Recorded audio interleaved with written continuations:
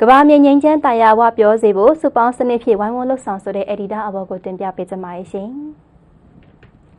ဇူလိုင်လ4ရက်နေ့မှာကြာရောက်တဲ့2026ခုနှစ်ပြည်ပဆိုင်ရာသမဝါယမနေ့အတွက်ကဘာမြေငင်းချမ်းဖို့သမဝါယမများကဝန်ရံဆို Cooperative for Peaceful World ဆိုတဲ့ဆောင်ပုဒ်ကိုချမှတ်ထားပါတယ်။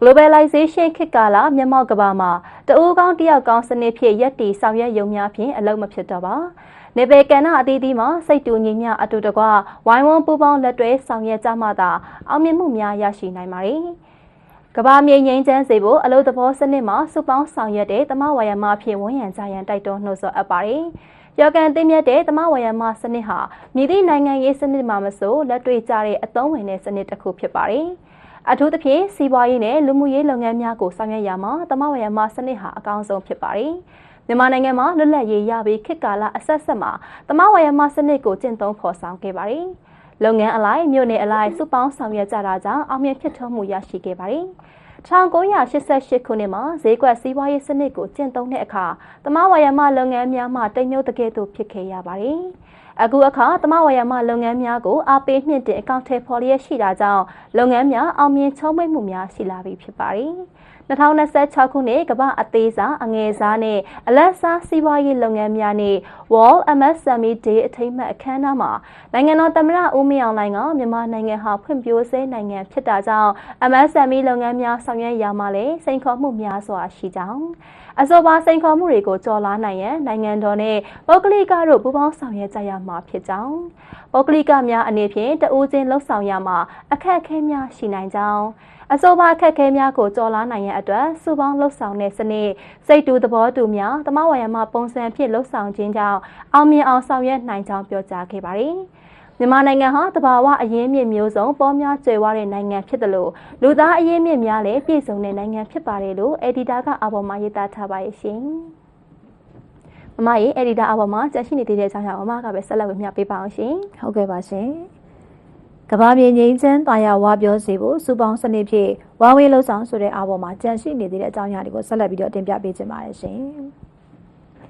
MSME လုပ်ငန်းများကိုပုဂ္ဂလိကနဲ့သမဝါယမပုံစံများဖြင့်အချိန်ဟုန်မြင့်ဆောင်ရွက်နိုင်တဲ့အလုပ်လုံးနိုင်သည့်အသက်အရွယ်အလုံးတွေအလုပ်ကိုင်ခွင့်လန်းများစွာဖြစ်ပေါ်စေပြီးတဦးချင်းဝင်ငွေရရှိမှုအမိမြေရဲ့အေးမြတဲ့အရေးအာဝါဒအောက်မှာစိတ်ချမ်းသာစွာနေထိုင်လုပ်ကိုင်ရမှုမိသားစုရဲ့လူမှုစီးပွားဘဝများမြင့်တင်ပေးနိုင်မှုဆင်းရဲမွဲတေမှုကိုလျှော့ချပေးနိုင်မှုစတဲ့များစွာသောအကျိုးဆက်များခံစားရရှိမှာဖြစ်ပါတယ်။စုပေါင်းလှုပ်ဆောင်တဲ့စနစ်စိတ်တူသဘောတူများစုပေါင်းဆောင်ရွက်မှုမှတစ်ဆင့်သူအကျိုးကိုအကျိုးအပြန်အလှန်ကြိုးပြုံနာမကနိုင်ငံတော်ရဲ့ကြိုးစည်းပွားအတွက်ပါဖော်ဆောင်ပေးနိုင်ရရောက်ပြီးwin saturation အခြေအနေကိုရောက်ရှိစေမှာဖြစ်ပါတယ်။ဒါကြောင့်အနာဂတ်မျိုးဆက်သစ်လူငယ်လုပ်ငန်းရှင်များစွန့်ဦးတည်ထွင်သူများအားလုံးခင်မီနည်းပညာများတည်ထွင်စမ်းသစ်မှုများနဲ့နိုင်ငံတော်ကပံ့ပိုးပေးထားတဲ့အခွင့်အလမ်းကောင်းများကိုအမိရဆုပ်ကိုင်ပြီးပြည်တွင်းစီးပွားရေးဖွံ့ဖြိုးတိုးတက်အောင်ပြည်တွင်းဖူလုံယုံသာမကကမ္ဘာအဆင့်ထိအရေးသွေးမြင့်တင်ပြီးစုပေါင်းကြိုးပမ်းဆောင်ရွက်ကြရန်လိုအပ်ပါတယ်။ကုန်ထုတ်လုပ်မှုဆိုင်ရာများကိုမြင့်တင်ပြီးစုပေါင်းကြိုးပမ်းဆောင်ရွက်သွားကြဖို့လိုအပ်ပါတယ်။ကုန်ထုတ်လုပ်မှုဆိုင်ရာများကိုမြင့်တင်ပြီးသွင်းကုန်အစားထိုးတဲ့ပို့ကုန်မြင့်တင်ခြင်းကိုဥတီလောက်ကန်ခြင်းဖြင့်အမိကိုကင်းပြီးခိုင်မာတောင့်တင်းတဲ့နိုင်ငံစီးပွားရေးကိုတည်ဆောက်သွားနိုင်မှာဖြစ်ပါတယ်။စီးပွားရေးစနစ်တစ်ခုလုံးကိုဟန်ချက်ညီညီဖွံ့ဖြိုးတိုးတက်လာစေဖို့အတွက်ဒေသစီဖြစ်တည်နေတဲ့အမျိုးအစားတူလုပ်ငန်းများကိုစုပေါင်းဆောင်ရွက်ကြပြီးအောင်မြင်မှုရသည့်အထိရှေ့သို့ဆက်လက်ချီတက်ကြရမှာဖြစ်ပါတယ်။